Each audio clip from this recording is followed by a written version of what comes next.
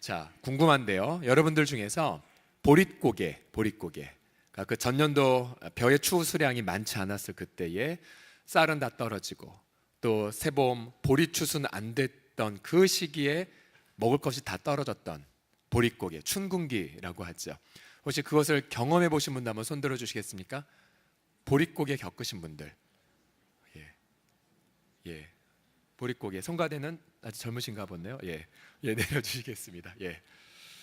자, 여러분, 그러면 제가 자료를 보니까 보릿고개를 1970년대 초반까지 우리가 겪었더라고요. 1970년대 초반까지.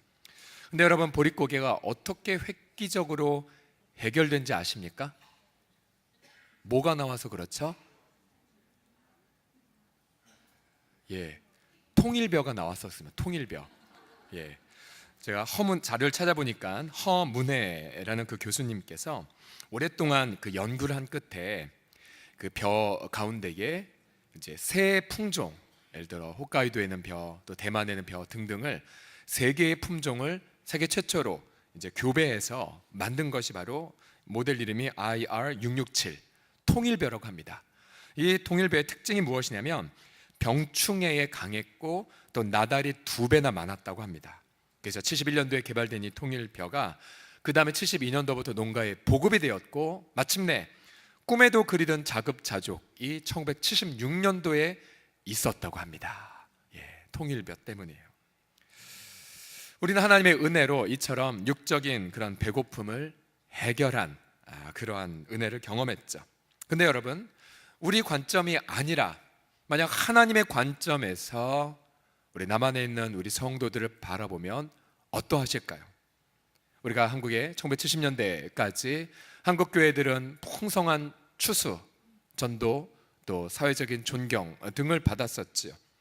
그러나 이제 이 만모니즘, 또 이 세속화가 가속화가 되면서 마치 어쩌면 하나님 보시기에 우리는 보릿고개 시절 어떠한 열매도 드리지 못하는 그런 황량한 들판과도 같은 것 같습니다. 혹시 개인적으로나 공동체적으로 여러분은 영적인 보릿고개를 혹시 겪고 있지는 않습니까? 하나님 보시기에 비어있는 쭉정이들만 가득한, 성경을 보게 되면 이 열매가 무엇이냐면 바로 우리의 삶의 행위들을 뜻해요. 삶의 행위들. 예를 들어 갈라디아서 5장을 보시게 되면 우리의 삶에 음행이나 또 더러운 것, 호색, 우상숭배, 주술, 원수 맺는 것, 분쟁, 시기, 분냄, 당짓는 것, 분열, 이단, 투기, 술 취함, 방탕 등의 삶의 열매가 가득할 수 있고요. 또 반대로 사랑과 희락과 화평과 오래 참음, 자비와 양선과 충성과 온유와 절제 같은 열매들을 우리가 맺을 수 있습니다. 우리 이 땅에서 우리가 맺은 열매, 즉 삶의 행위에 따라서 심판을 받고 우리가 맺은 열매는 다음 세대에 축복이 되거나 반대로 이웃에게 짐이 되거나 저주가 될 수 있습니다. 구약 성경을 보면 하나님은 열매 맺기를 간절히 원하셨죠. 이사야서 5장 7절을 보시게 되면 그들에게 정의의 열매를 바라셨더니 도리어 포학이요, 그들에게 공의의 열매를 바라셨더니 도리어 부르짖음이구나 라고 한탄하셨습니다.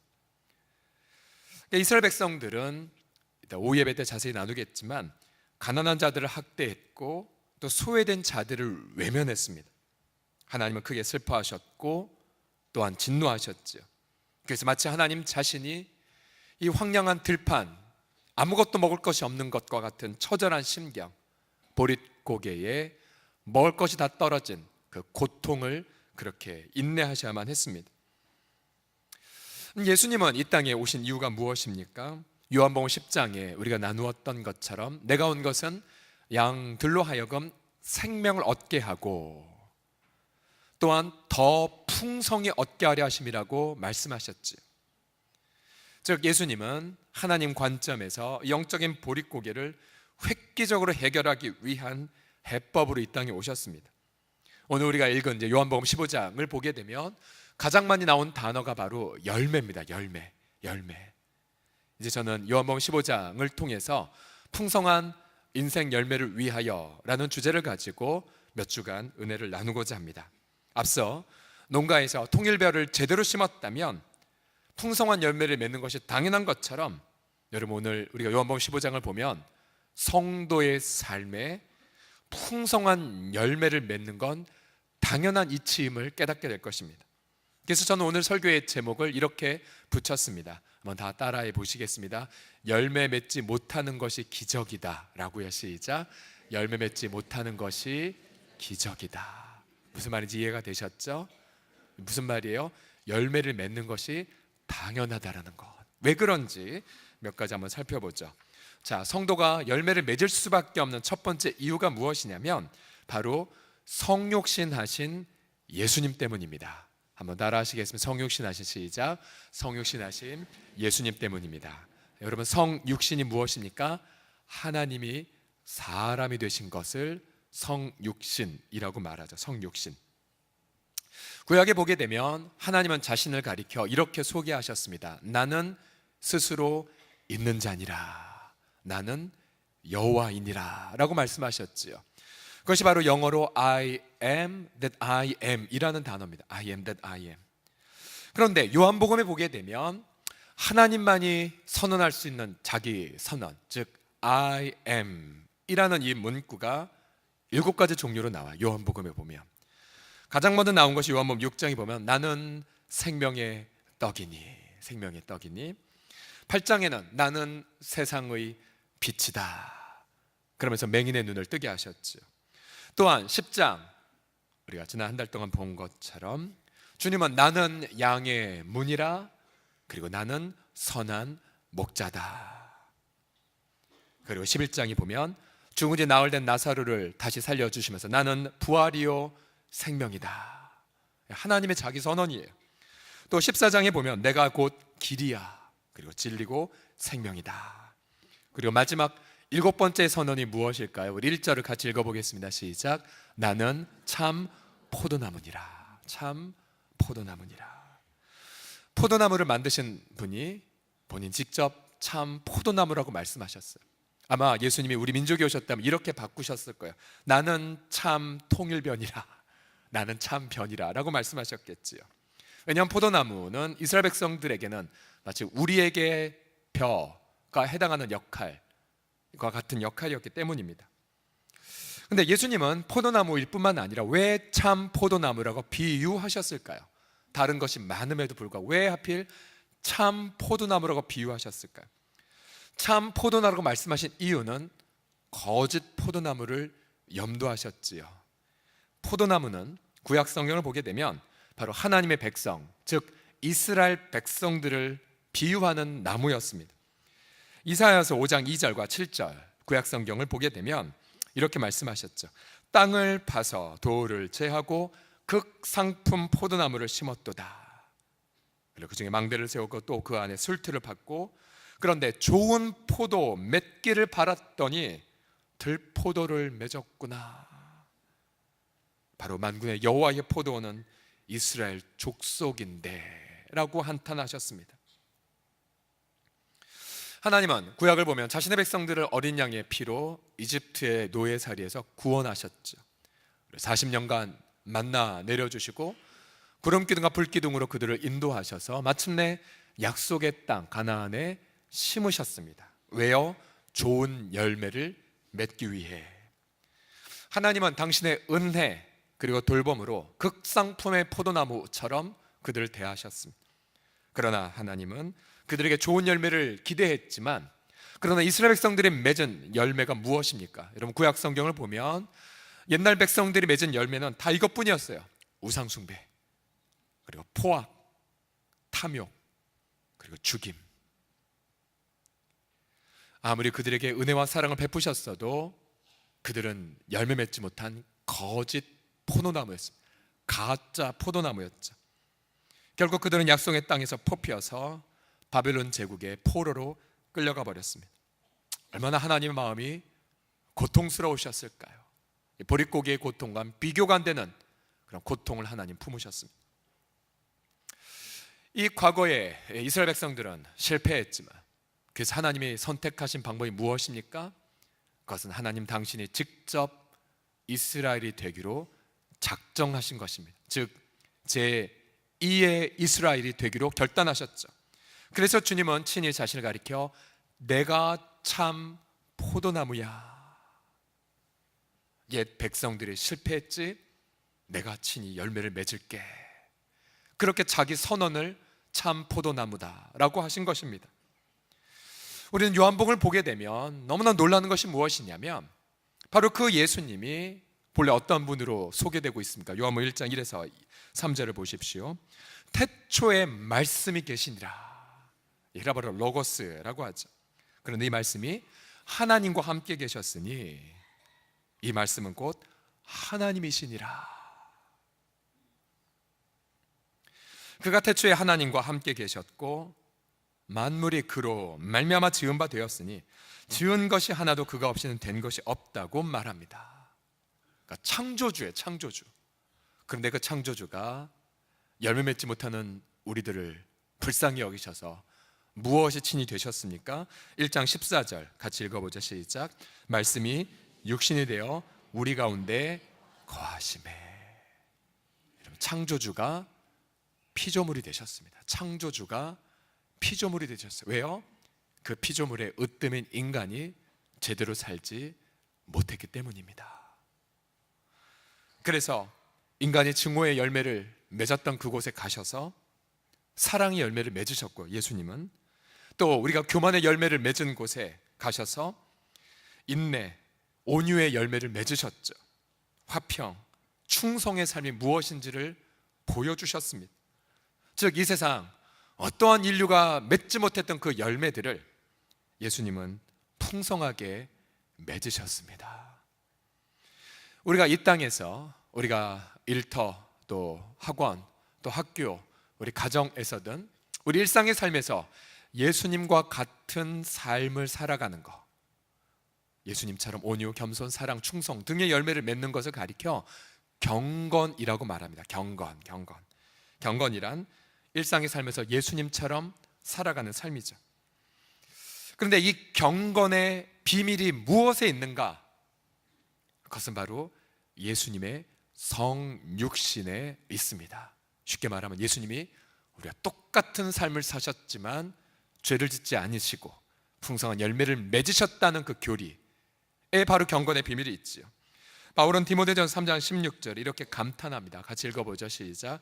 크도다 경건의 비밀이요 그렇지 않다느니 없도다. 그는 육신으로 나타난 바 되시고. 그는 육신으로 나타난 바 되시고. 구체적 몇 가지 예를 들어보죠. 예수님은 이 땅에 사시면서 인자는, 본인은 머리 둘 곳이 없다고 말씀하셨어요. 머리 둘 곳이 없다. 그래서 예수님은 우리도 종종 세입자 입장에서 당장 이사 갈 곳이 없는 서름을 겪을 때 있지. 그걸 누가 아시겠습니까? 머리 둘 곳 없다고 고백하신 예수님이 아세요. 그 서름을 아세요. 그러나 그 서름을 아시지만 예수님은 그 속에서 죄를 짓지 않으셨어요. 오히려 하나님을 신뢰하는 열매를 더 맺으셨습니다. 예수님은 광야에서 배고픔의 고통을 겪으셨죠. 당장 앞에 먹고 살 것이 없는 막막함을 잘 아세요. 또한 그 막막함을 해결하기 위해 마귀는 달콤한 유혹을 했죠. 야, 네가 하나님의 아들이야? 그럼 이 돌들을 떡으로 만들어 봐. 예수님은 그 유혹을 받았지만 다 거부하셨습니다. 그래서 예수님만이 우리도 일터에서 종종 내가 이제 이 일을 그만두면 또 혹은 내가 퇴직하면 막막하다라는 그 표정을, 그 마음을 잘 아시면서도, 그러면서 우리로 하여금 그 배고픔 속에서도 범죄하지 않는 길이 무엇인지를 용기를 주십니다. 그리고 유혹을 이길 수 있는 마음을 분명하게 주시죠. 우리로 하여금 약속의 말씀을 신뢰할 수 있도록. 그래서 끊임없이 우리 속에서 저 광야 40년의 생활을 한 이스라엘 백성을 봐라. 저들이 날마다 일용할 만나를 먹지 않았느냐. 그리고 제7일째는 2배가, 6일째는 2배가 내려서 하루를 쉴 수도 있지 않았느냐 라고 자꾸만 우리에게 말씀해 주시는 거예요. 또한 예수님은 불의한 대우를 받으셨죠. 멸시와 수모를 당하셨습니다. 눈을 가리우게 하시고 뺨을 맞으시고 침뱉음을 당하시고 말도 안 되는 대우를 받으셨죠. 그래서 예수님은 우리가 종종 일터에서 겪는 그 불이한 대우, 여러분이 세상에서 겪는 그러한 불공평한 처사를 잘 이해하세요. 본인이 겪으셨기에. 그러나 예수님은 불의함을 받으셨지만 맞대응하지 않으셨습니다. 오히려 그 속에서 범죄하지 않으셨죠. 오히려 자신의 억울함을 공평하신 하나님 앞에 맡겨드리고 오히려 그 속에서 인내와 용서의 열매를 풍성히 맺으셨습니다. 여러분 기억하십시오. 예수님은 사람이 되셨다는 사실, 예수님은 우리와 똑같이 살아가셨다는 사실을 기억하십시오. 여러분 지난 주간 일터와 또 가정에서 아픔을 겪으셨습니까? 그러나 그 속에서 혹시 범죄의 열매만 맺지 않으셨습니까? 그러나 그 순간 예수님께 아뢰십시오. 예수님, 저 이런 어려움이 있어요. 예수님이 저와 똑같은 삶을 사셨는데 저 어떻게 해야 돼요? 도와주세요. 도와주세요. 특별히 이 땅에 입시지옥에 살아가는 우리 부모들, 여러분 예수님 만약 이 땅에 오셨다면 처절하게 그 고통을 다 겪으셨을 거예요. 예수님께 아뢰세요. 저 어떻게 해야 돼요? 우리 자녀를 어떻게 길러야 돼요? 주님, 제가 어떻게 사업을 하고 어떻게 미래를 향해 나아가야 돼요?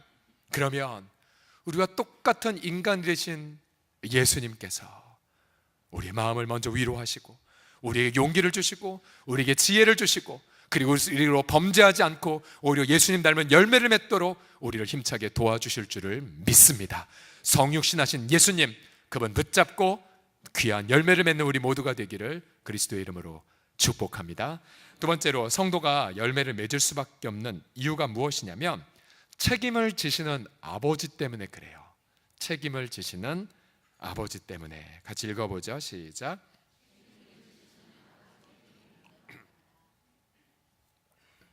일 절을 다시 보시면 나는 참 포도나무요 내 아버지는 뭐라고요?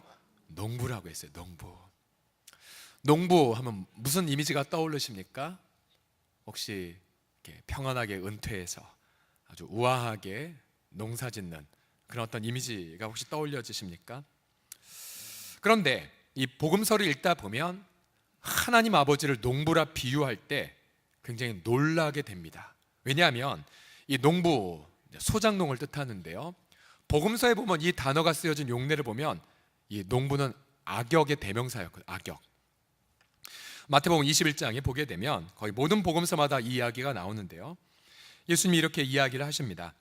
포도원을 맡은 농부 이야기들을 해주시면서 21장 34절에 보시면 주인이 이제 열매를 찾기 위해 농부들에게 다가갑니다. 열매를 거둘 때 가까움에 주인이 그 열매를 받으려고 자기 종들을 농부들에게 보내니 농부들이 종들을 잡아 하나는 심히 때리고 하나는 죽이고 하나는 돌로 쳐버렸습니다.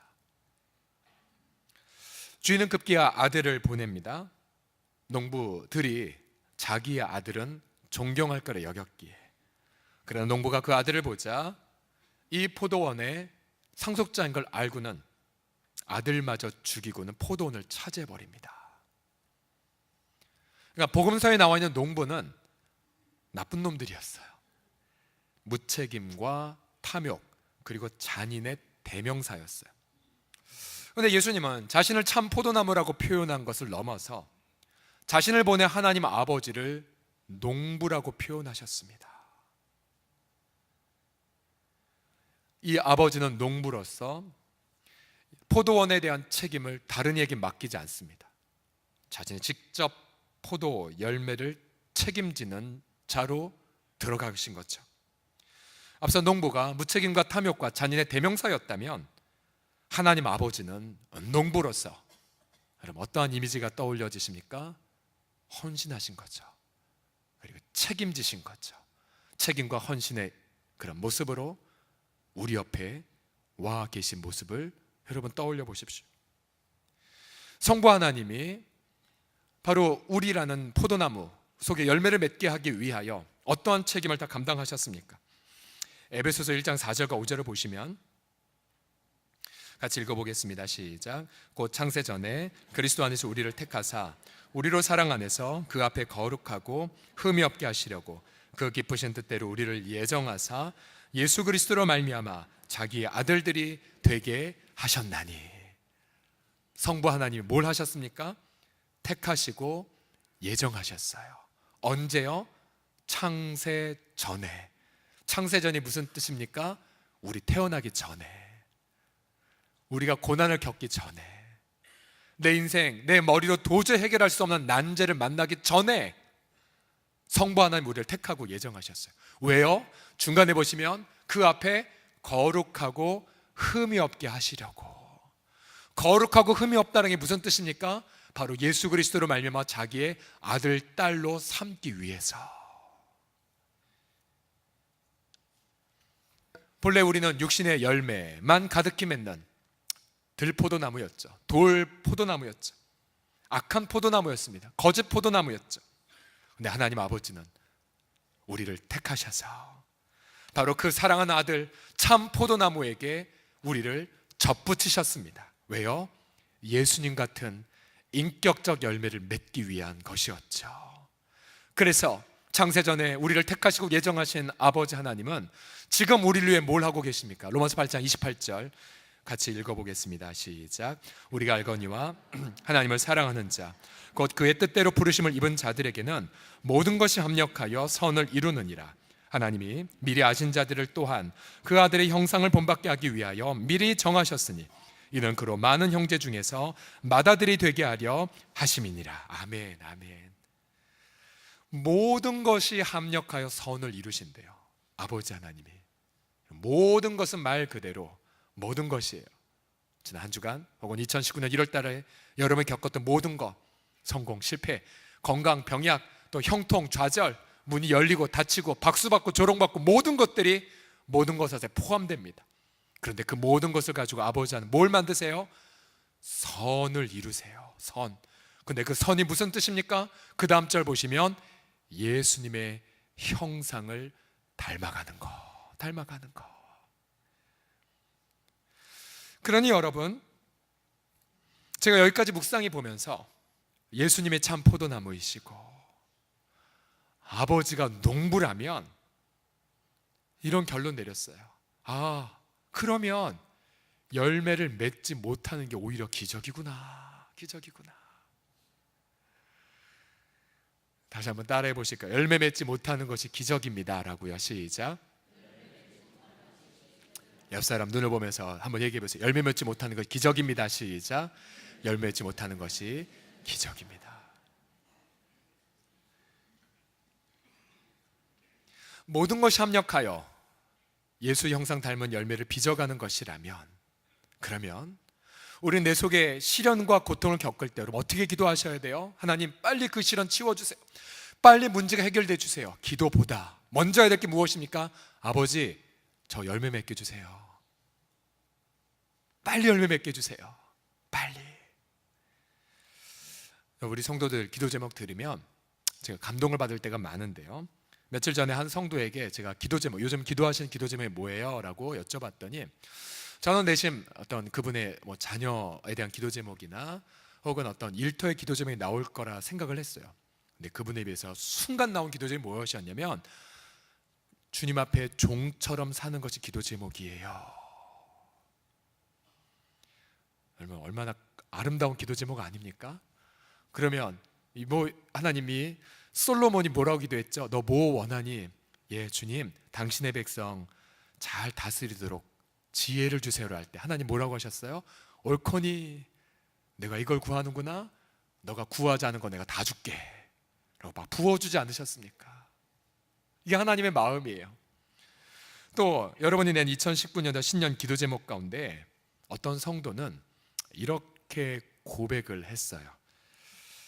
하나님 나라의 가치를 이루기 위해 중보기도의 삶을 그치지 아니하며 말씀 순종의 삶을 따라 복음 전도와 나누고 베푸는 삶을 살며 힘없고 소외된 이웃을 돌아보며 살게 하소서.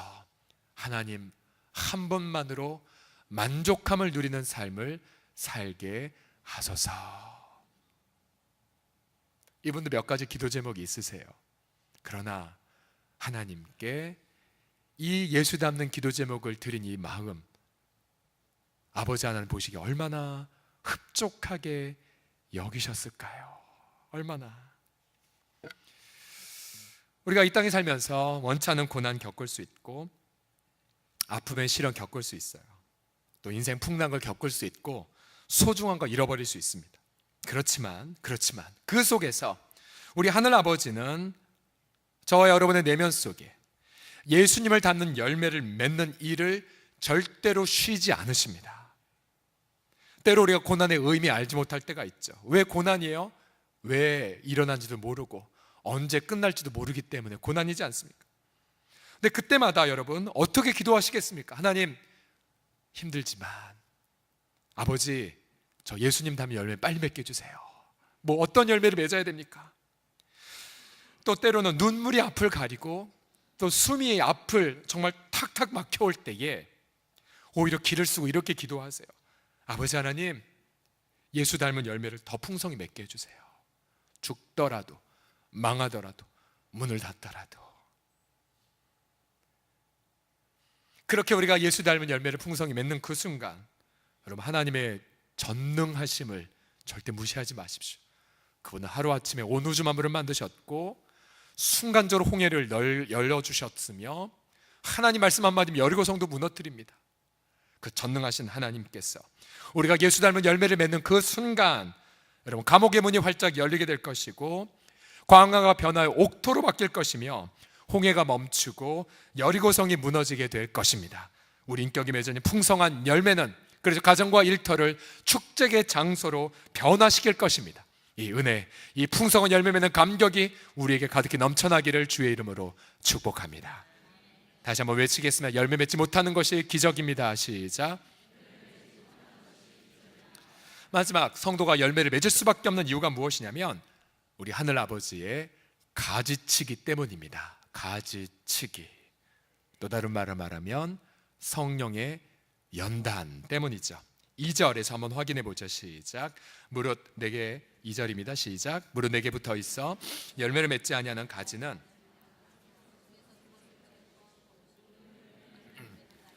더 열매를 맺게 하려 하여 그것을 깨끗하게 하시느니라. 자, 농부는 열매 맺지 못하는 가지는 잘라야 되고요, 오히려 열매를 맺을 가지는 더 깨끗하게 돌봐줍니다. 네, 여러분, 우리 인생도 마찬가지라는 거예요. 하나님은 우리의 삶 속에 풍성한 열매를 맺기 위해 어떻게 해요? 가지치기 하세요. 가지치기요. 근데 우리는 가지치기를 경험하면 어떻게 돼요? 아파요. 예를 들어 내가 원했던 진로의 길이 막힐 때 아프죠. 내 계획 시간표 좌절될 때, 또 문이 닫힐 때 우리는 아픕니다. 박수가 조롱으로 바뀔 때, 또 좋은 관계가 깨어져 버렸을 때 우리는 아파요. 근데 여러분, 그때 기도하셔야 돼요. 하나님, 이것이 하나님의 가지치기입니까? 제가 악한 열매를 맺는 걸 미연에 방지하기 위한 가지치기입니까? 그럼 하나님, 저 그 가지치기를 받아들이고 그래 그 속에서 열매 맺게 해주세요 라고 여러분이 기도하셔야 돼요. 그러면서 주님 앞에, 주님, 제 인격 속에서 도려내야 될 부분이 무엇입니까? 우리 주님은, 우리가 다음에 살펴보겠지만, 철저하게 주님 한 분만 의지하기 위해 내가 주님 말고 다른 것 의지했던 걸 가차없이 처단하세요. 하나님께 가까이 나아갈수록. 내가 과거에 어떤 좋은 인생 경험이 있다면 여러분, 그거 치시고요. 하나님, 내가 뭔가 어떤 경건의 모양이 있었다, 그것도 치십니다. 내가 뭔가 과거에 뭔가 성령께 쓰임받았던 열매가 있었다, 은사가 있었다, 여러분, 그거 하나님 절대로 쓰지 않으십니다. 다 치시고 치셔요. 하나님, 저 아무것도 안 남았어요. 주님밖에 없네요. 그때 비로소 하나님은 쓰기 시작하십니다. 많은 이들이 이러한 가지치기의 속에 고통하면서 낙심을 해요. 그래서 우리가 지난 12월 달에 심야기도 때 계속 나누었죠. 그러한 연단은 고통이 아니라 오히려 우리가 갈 인생의 지름길이란 거를 히브리서를 통해 나누지 않았습니까? 이러한 가지치기는 개인적 차원도 있지만 그러나 공동체적인 가지치기도 있습니다. 앞서 우리가 하나님 보시기에 우리 한국교회에도 바로 보릿고기와 같은 아픔을 드린지 않는가라고 질문을 던졌지요. 여러분이 한국교회가 지금 현재 어떻게 하나님 앞에 가지치기를 당하고 있을까요? 지난 주일 오후 예배 때에 중국에서 사역하시는 장모 선교사님이 북한을 향한 하나님의 마음을 증언하셨습니다. 보안 때문에 인터넷에 올리지 못했습니다. 이 선교사님이 이러한 지금 현재 일어난 일들을 이렇게 설명해 주셨어요. 지난 1999년 5년도쯤에 중국에 북한에 대기근이 일어났죠. 탈북자가 대량 발생됐습니다. 이들 압록강과 두만강을 건너 살려고 중국으로 무작정 탈출했죠. 중국에 있는 교회들이 이들에게 양식을 줬고 또 복음을 전해 주었습니다. 그래서 언제부터인가 북한인들에겐 강만 건너고 십자가만 따라가, 그러면 살아. 그런데 언제부터인가 한국교회가 이들을 돈으로 사역하기 시작했습니다. 돈으로. 그러니까 다는 아니겠죠. 일부 몇몇 이들이겠죠. 이른바 탈북자 장사라는 것이 이루어졌어요. 탈북자가 모여서 그럴듯하게 간증하면 감동받으니까 지갑을 열거든요. 저도 한번 속임을 당한 적이 있었습니다. 90년 똑같이 제가 중고등을 사역할 때에 남한엔 청소년의 편지, 그다음에 심양에 사는 탈북자 청소년들의 그룹홈이 있었습니다. 편지를 서로 주고받는 사역을 했었습니다. 가보면 조선족 자매가 막 눈물을 흘리며 간증을 하거든요. 감동을 받고 헌신하여 헌금할 수밖에 없었어요. 근데 나중에 이 친구들이 2000년 초반에 기적적으로 탈출해서 한국에 왔어요. 이런 영화 같은 일이 있나? 그래서 그 친구들 만나고 대화하는데 그중 한 친구가 말했어요. 형님, 그 여자는 가짜였어요. 가짜. 사람 앞에서 눈물 흘리고 돌아가면 우리를 학대했어요. 그 당시에 연변에 있는 일부 교회들, 한국 선교사들 돈 때문에 타락을 했죠. 그 순간 우리 장 선교사님 이렇게 진단하셨어요. 하나님이 그때부터 하나님이 그들을 치셨다고. 가지치기를 하신 거죠. 우선 돈으로 선교하려던 한국 선교를 끊어버리셨고요. 그리고 탈북자들의 강제 압송이 시작이 되었습니다. 몇몇 증언에 따르면 이 쇠꼬챙이로 마치 짐승을 끌어가듯 그렇게 북한으로 끌어갔다고 했죠. 장성기사님의 제자의 부모님들도 그렇게 끌려갔던노라고 증언하셨습니다. 그럼 강제 압송되면 가장 먼저 받는 신문이 무엇입니까? 너 선교사 만났냐? 만약 그 대답에 예 라고 하면 그냥 죽음의 길을 걷는 거죠. 그러나 많은 이들이 두려워서 아니요 전 믿은 적 없어요. 지난 1월달 우리 청년부의 동계 수련회 첫째 날 온 강사가 바로 그분이었어요. 너무 두려워서 부인했답니다. 부인했대요. 무서워서. 마치 베드로가 예수님을 3번 부인했을 때 통곡하며 울었던 것처럼 그들은 죄책감 속에 북한에서 지금 살아가고 있습니다. 그런데 우리 전기사님과 또 들려온 소식들에 의하면 그들은 그래도 예배당도 없고 또 이렇게 아름다운 찬양대도 없고 아무것도 없는 그곳이지만 그러나 그들 가슴 속에는 그 예수 사랑 부인할 수 없어서 찬송과 흥얼대다가 또 다른 분이 동무 그 노래 뭐야? 마음에 와닿는데 가르쳐줘. 그러나 전할 수 없기에 나 또 떨어져 있을 테니까 나에서 노래 부를게. 너가 알아서 배워. 찬송가로 또 주기도문으로 그리고 쪽복음으로 복음이 증거되고 있다고 합니다. 증거되고 있어요. 성사님의 고백 속에 가장 감동적인 부분이 무엇이었습니까? 우리는 11조 드릴 때 하나님 저 잘되게 해주세요. 잘되게 해주세요. 이런 마음을 갖잖아요. 근데 북한 이들은 그런 상상을 하지 못한 채 하나님의 살아계심의 주권을 고백하는 죽음의 증표로 11조를 드린다고 합니다. 우리 한 2년 전이었나요? 우리 오병이어 퀼트 제품을 우리가 판매한 적이 있었잖아요. 북한 안에 어느 처소에 계신 현재 주민들 만든 거죠. 그거 만든 분 중에 한 분이 11조를 드리는 분이래요. 그 어려운 상황에서. 나무는 국가 소유니까 자를 수는 없지만 그러나 석탄 하나로 밥 먹고 석탄 하나로 그냥 추위를 무릅쓰는 이들. 하나님은 돈으로 선교를 하려던 남한 교회를 끊어버리시고 오히려 강제 압송된 사람들을 통해 복음이 증거되고 있는 그런 형상이죠.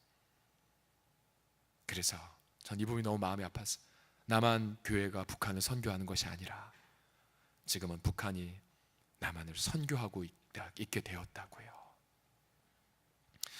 오래전부터 우리는 열매 없는 한국 교회들을 향해 촛대를 옮기겠다는 경고의 메시지를 우리가 계속해서 듣고 회개하는 시간들을 가졌죠. 지금 가지치기 하시는 시간이세요. 철저하게, 처절하지만큼 하나님을 가지치기 하십니다. 과거에 자랑했던 것을 그렇게 하나님은 다 그 내면 속에 있는, 우리가 복음 말고 십자가 못 박힌 그리스도 말고 다른 걸 의지했던 것들을 다 드러내시죠. 믿지 않는 이들에게 처절하게 부끄러움을 당하게 만듭니다. 그러나 여러분, 비관할 필요는 없습니다. 눈을 들어서 오늘 이 본문의 말씀으로 돌아오시면, 그러면 주님 앞에 하나님 보시기에 우리가 보릿고개 고통을 처절하게 안겨드렸다면, 그러나 예수님, 당신은 친히 열매 맺지 못한 우리들을 위해 참 포도나무로 오지 않으셨나요? 당신이 우리 열매 맺지 못하기에 아버지가 친히 농부가 되셔서 우리 가운데 거하고 있지 않나이까? 어떻게 가지치기 하고 계실까요?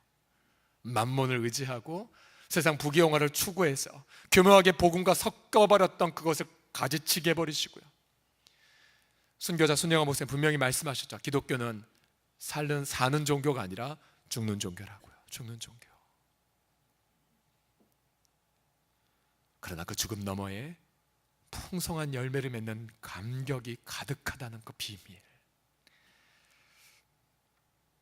그래서 우리는 이 가지치기의 이 고통의 시기 속에서 어떻게 해야 돼요? 지금 풍성한 열매를 맺고 계신 북한 성도들 품어야 돼요. 품어야 돼요. 지금 우리 이렇게 아름다운 예배당 안에서 자유를 누리며 예배를 드리지만, 그러나 같은 한반도에서 하나님께서 저 북녘 동포들을 바라보고 또 홍제동에서 예배를 드리고 우리들을 바라보실 때 여러분, 하나님이 어떠한 마음을 느끼실까요? 내가 너희들 아프지만 가지칠 거야. 그러나 지금 저 북녘 나의 백성들 열매 맺고 있어. 열매 맺고 있어. 그럼 우리가 풍성한 열매를 맺는 길은 단 한 가지이죠. 저와 여러분의 심장 속에 북한의 지하교회 성도들을 품는 것입니다. 품는 것이에요. 물론 우리가 누리는 자유, 우리가 누리는 풍요, 이거는 자체는 죄가 아니에요. 여러분, 성경은 돈 그 자체가 죄는 아니라고 말해요. 뭐가 죄죠? 돈을 사랑하는 것이 죄인 거죠. 우리의 이 자유, 우리의 이 풍요함은 우리 앞선 믿음의 선배들의 피로 인하여 얻어진 선물인 거죠. 그러면 여러분, 자신을 돌아보십시오. 나는 과연 내가 누리는 자유와 내가 누리는 풍요함을 가지고 나만을 위한 방탕의 도구로 삼는가? 아니면 예수님처럼 이웃을 섬기는 도구로 사용하는가? 우리가 누린 자유와 풍요함을 예수님의 그 마음을 품고 이웃을 섬기는 도구로 사용한다면, 여러분, 우리는 언젠가 북한의 그 동포들을 만난 그날 한 점 부끄러움 없이, 형제들이여, 우리도 이곳에서 당신들과 똑같은 마음을 지켰고 하나님 앞에 풍성한 열매를 드렸다오. 만약 오늘이 여러분, 저와 여러분의 인생의 마지막 날이라면 지나간 인생의 삶 동에 어떠한 열매를 하나님 앞에, 또 우리 가족들에게, 또 이 사회 앞에 드릴 수가 있을까? 참 포도나무 되신 예수님, 또한 아버지가 되시는, 농부가 되신 아버지 하나님, 또 우리를 연단하시는 그분의 품 안에서 기필코 반드시 한반도 전체에 예수의 형상의 풍성한 열매를 가득히 맺는 아름다운 교회를 이루어 가시기를 그리스도의 이름으로 간절히 축원합니다. 기도하겠습니다.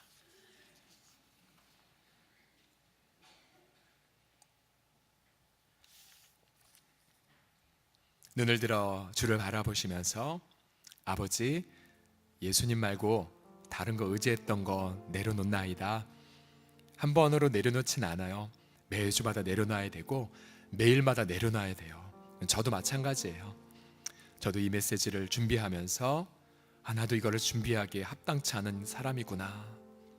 또 저도 그 선교사님 메시지를 들으면서 난 가짜인가? 난 거짓 선지자인가? 이런 양심의 가책을 느꼈습니다. 고백합시다. 그리고 자백합시다. 그리고 기대합시다. 아버지, 열매 맺게 해주세요. 예수 형상 닮은 열매 풍성히 맺게 해주세요. 우리 같이 시간 합심하여 통성으로 기도하겠습니다. 아버지 하나님, 이 시간 고개 숙여요. 하나님, 이 시간 우리 아픔을 드려요. 하나님, 우리는 이처럼 이 땅에서 풍요함을 누리고 있지만 하나님, 아버지 하나님이여, 당신은 어떠세요? 하나님 앞에 우리는 아버지 하나님이여 정말 극심한 춘궁기의 고통을 당신이 안겨다 드리지 않나이까?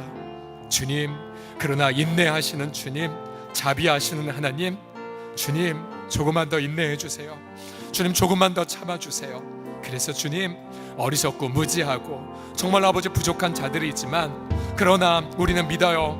아버지, 우리가 태어나기 전부터 우리 인생을 향한 당신의 목적이 있었다는 것을 주님, 우리는 믿어요. 주님이 친히 사람 되셔서 우리가 겪은 모든 이 땅의 유혹과 시련을 다 겪으셨으면서도 풍성한 열매를 맺으셨다는 것을, 그래서 우리의 살 길이 예수 그리스도라는 걸 믿어요. 주님, 예수님 안에서 또한 아버지 창세전부터 시작된 아버지의 그 책임 어린 사랑 속에서 풍성한 열매 맺게 해주십시오.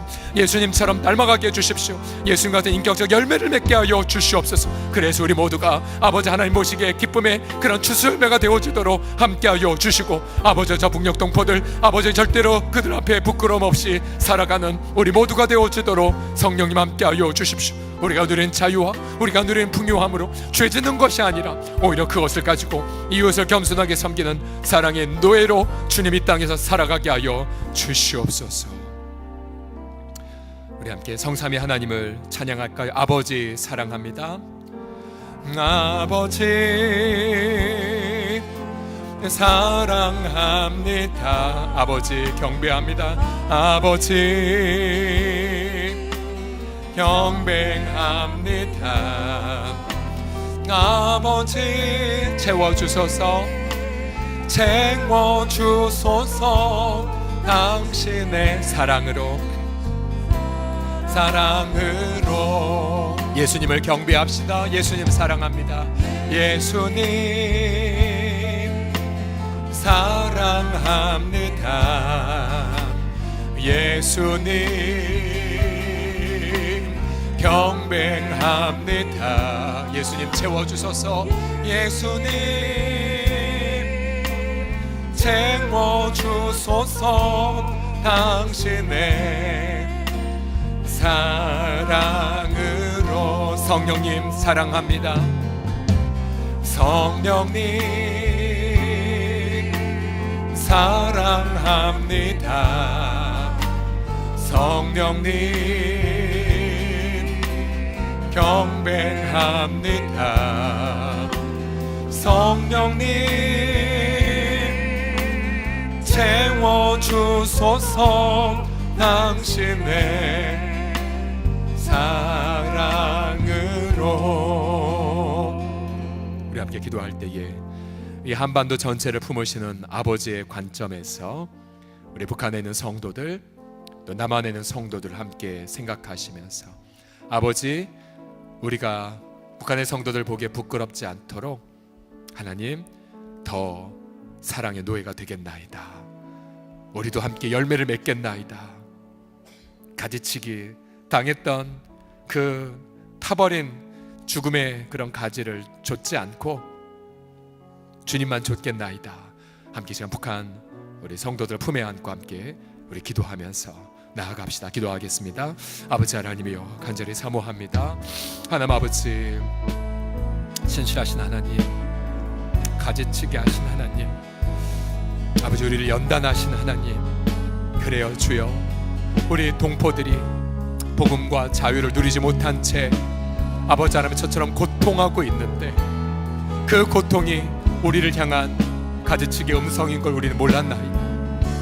아버지 하나님이여, 이 같은 한반도 안에, 이 좁은 땅 안에 아버지 당하는 우리 지체들의 아픔을 주여 우리가 마음에 품고, 하나님의 저들이 당한 그 그리스도의 그 고통 속에 우리가 당한 이 모든 기도의 제목들 분별하게 하여 주셔서 쓸데없는 것 구하지 말게 하여 주시고, 정말 아버지가 기뻐하시는 기도의 제목들을 주 앞에 올리게 하여 주시고, 그래서 아버지 우리가 누리가는 우리 모든 아버지 지위와 또한 자유와 부유함을 주님 하나님의 이름을 영화롭게 하고 아버지 하나님의 예수 그리스도의 이름으로 지체들을 사랑하는 데 쓰이는 아름다운 도구로 그렇게 드려지게 하여 주시옵소서. 우리의 얼굴을, 주님의 얼굴을 주 앞에 구하옵나이다. 우리를 받아주시고 이 시간 성령의 그 은혜로 터치하여 주셔서 주님 묵은 땅이 기경되게 하여 주시옵시고, 우리 하나님 한 분만을 영화롭게 하는 아버지 우리 모두가 되어지도록 성령 하나님 주의 수여 붙잡아 주시고 돌보아 주옵소서. 함께 찬양합시다. 아무도 예배하지 않는 그곳에서, 아무도 예배하지 않는 바로 이곳에서 주를 예배하리라. 주를 예배하리라. 아무도 찬양하지 않는, 아무도 찬양하지 않는 그곳에서 나 주를 찬양하리라.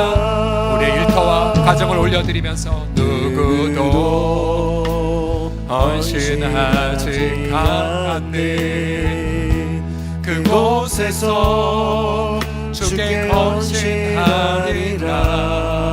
누구도 증거하지 않아도, 누구도 증거하지 않는 그곳에서 나 주를 증거하리. 두 손 들고 주를 찬양합시다. 내가 받은 모든 땅, 내가 받은 모든 땅 주를 예배하게 하소서.